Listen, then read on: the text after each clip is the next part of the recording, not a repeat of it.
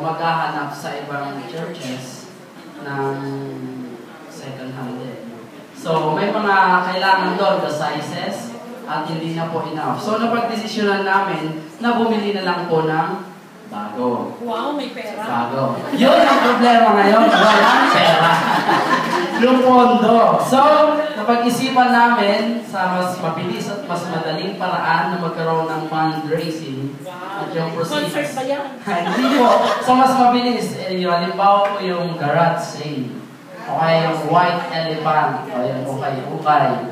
Tapos, siguro sa initial effort niya, baka makita ng member yung effort. Ay, okay pala ito. Magbibigay na nga ako. O, diba? Nasa isip.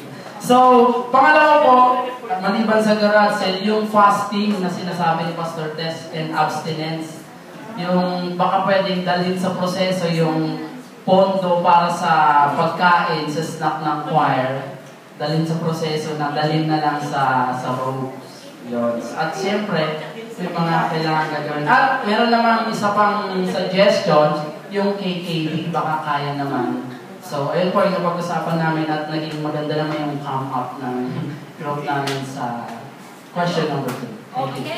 Wala akong